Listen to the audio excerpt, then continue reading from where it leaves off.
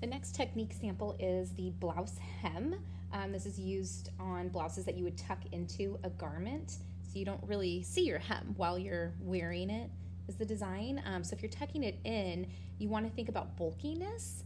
So the goal of this hem is to have a nice flat hem so that you don't see it through the tucked in garment. It should be narrow and it should be flat. We just don't want a ridge. You know, if you're wearing a skirt, you don't want to see a ridge on the skirt if it's after it's tucked in. Let's see here. So the book says the flattest, there's 3 options, and they suggest doing either overcast edge, edge stitch hem, or a pin hem.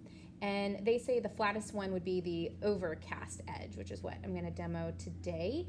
It's really just overcasting the raw edge, honestly, but keeping in mind where your hem is. So you need to start by thread tracing the hemline, and then afterwards we're going to add in a machine stitch on the garment.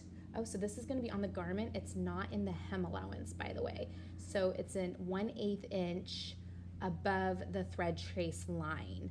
And then we're actually going to trim really close to our thread tracing. So let's go ahead and get started. Okay, so I have to mark where my hem line is. Today, you might have a pattern. You might have actually had chalked it out when you fit it on your client. I don't know, but today I'm marking it to be right here. That's my actual hemline. And now I need to thread trace it. Okay, so I have my basting thread today.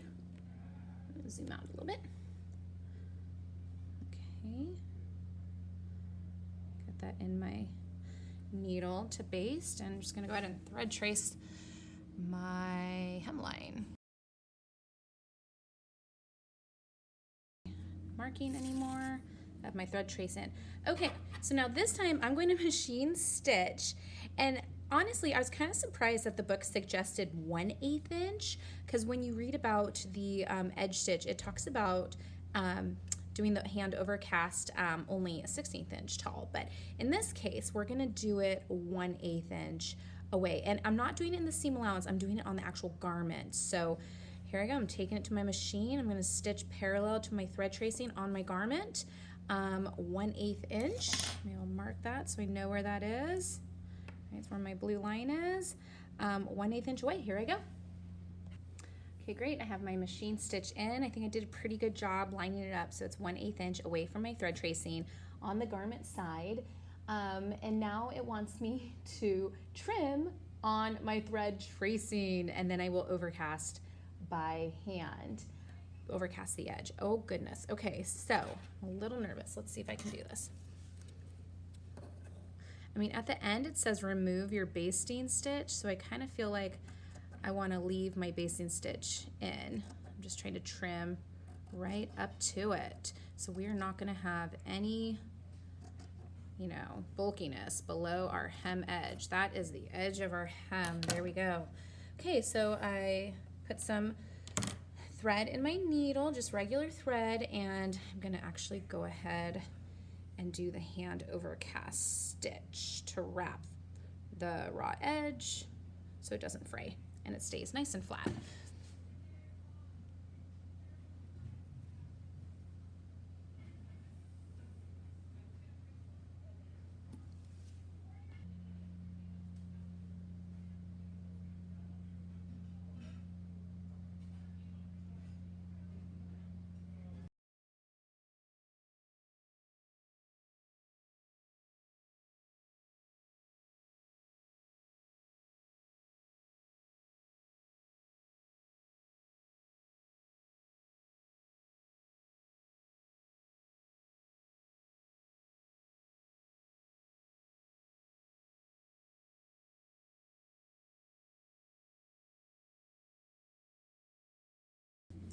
Okay, so the textbook also says if you have a fabric that's frays really easily, to actually go ahead and hand overcast going the other direction as well, so you have 2 rows of the overcast thread. I'm not going to do that. I'm just going to leave it 1 row. And then to finish, it says step 5, remove the bastings. And I noticed that the word basting is plural, has an S at the end.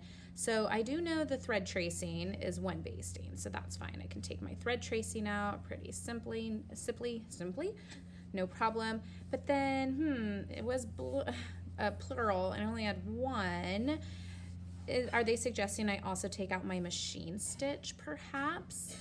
Maybe so. The machine stitch was really handy to have because I was using it kind of as a guide to space out the stitches.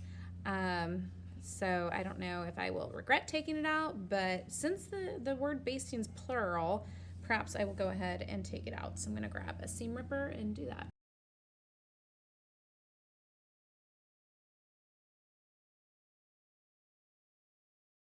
So I officially regret trying to remove the machine stitch. So perhaps that is a typo in the book.